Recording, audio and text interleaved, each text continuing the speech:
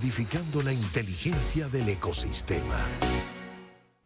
Son las 2:20 de la tarde, amigas y amigos, y nosotros hasta ahora queremos conversar sobre este día de acción por la salud, por los ríos, con el profesor Douglas Rodríguez Solarte, ingeniero en recursos naturales, también doctor en biología de la conservación, profesor titular de ecología y manejo de fauna silvestre y acuática, entre otras responsabilidades. Profesor, gracias por acompañarnos. Muchas gracias por la invitación. Gracias. Gracias por estar usted con nosotros en la tarde de hoy. ¿Cuántos ríos hay en Venezuela, profe? Bueno, esa es una buena pregunta. Yo creo que nadie lo sabe específicamente. Lo que pasa es que los ríos se miden por magnitud. Por ejemplo, el río que tiene mayor orden es el Orinoco, pero hay ríos menores que dependiendo de su número de orden, entonces se pueden contar. Por ejemplo, en la cuenca del Orinoco hay unos 40 ríos mayores, ¿no?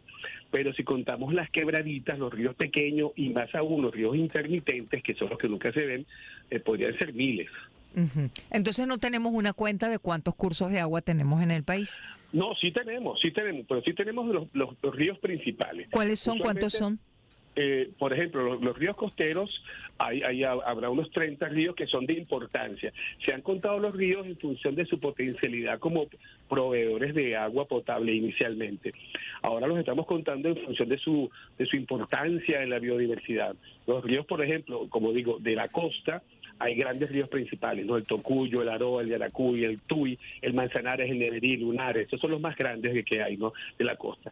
Sin embargo, en el Orinoco, en la cuenca del Orinoco son muchos y son gigantescos, ¿no? Comparados, el Orinoco es el río, el tercer caudal más grande del planeta, tiene 37.000 metros cúbicos por segundo.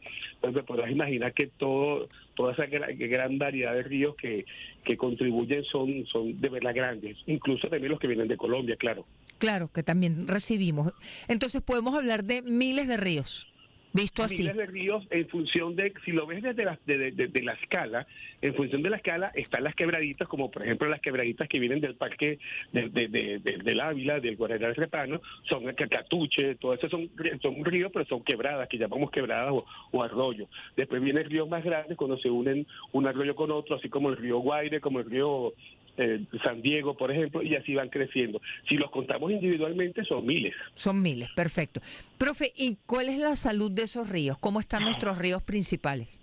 Muy mal, muy mal. En la vertiente costera, que es la más importante del país, en función de que ahí está la mayor densidad de población, la mayoría de los ríos se encuentran en un mal estado de conservación, porque hay estresores ambientales que afectan contra la estabilidad del ecosistema. Y esto pasa en todos los ríos. La pregunta podríamos hacerla al contrario.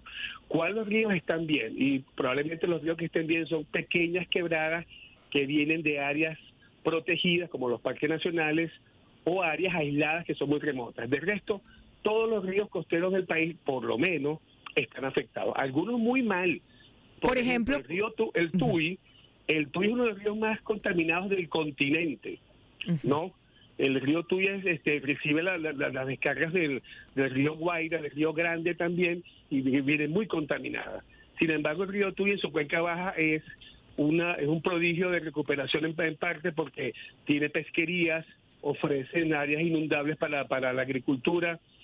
Sí, el río con todo es muy resiliente respecto a la afectación humana, pues. Pero aparte del Tuy está el río Yaracuy, que está muy contaminado, o el río Tocuyo también. Son pocos los que en verdad están en un estado de salud moderado, pues. Claro, y ahora, usted decía que hay estresores ambientales que están afectando a los grandes ríos. ¿Cuáles son esos estresores? A los grandes y a todos los ríos. Todos. Por ejemplo, a los ríos que desembocan al mar. Hace poco estuvimos en un simposio sobre humedales de Venezuela y ahí presentamos información actualizada sobre los diferentes estresores. Por ejemplo, la expansión del agronegocio de la camaronicultura en las costas de Venezuela y en el lago de Maracaibo ha afectado las desembocaduras fluviales de los principales ríos.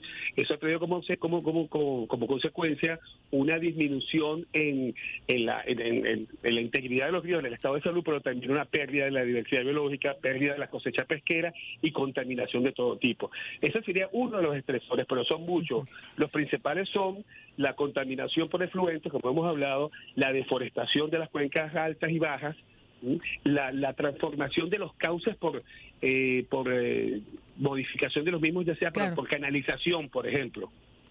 Sí, no, de acuerdo. Está hablando de la contaminación por efluentes, de la deforestación y de la canalización. Estos son los principales estresores. Entre otros, porque tenemos la sedimentación asociada con la deforestación, tenemos también la introducción de especies que ha sido vista muy a la ligera, pero tiene efectos aún no evaluados. En muchos ríos hay especies introducidas como las tilapias, por ejemplo, o especies de plantas, y su efecto sobre la comunidad local no ha sido evaluado plenamente. Sin embargo, se entiende de que el efecto es pernicioso a largo plazo.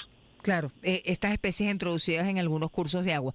Ahora, ¿por qué los ríos son tan importantes para nosotros, profesor? Es decir, porque las personas le podrán decir, bueno, ese es el desarrollo, ese es el crecimiento, esa no es la opinión de Vanessa, pero hay personas que piensan así.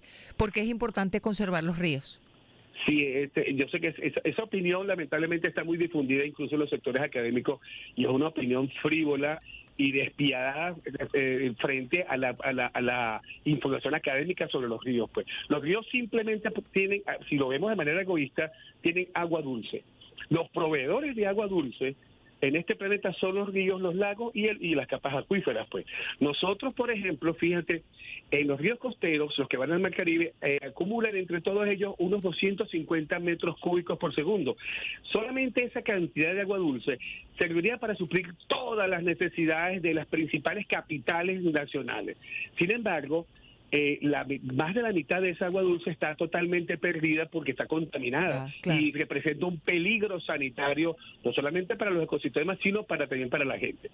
Las ciudades y los pueblos se han desarrollado a la vera de los ambientes fluviales. Sí, Entonces, cómo no. su importancia no solamente es por la oferta de recursos, sino de una variedad de servicios ecosistémicos importantes e incluso culturales, pues. Ahora, profe, ¿qué acciones, usted que trabaja con ríos, justamente, qué acciones propone? ¿Qué políticas públicas habría que implementar?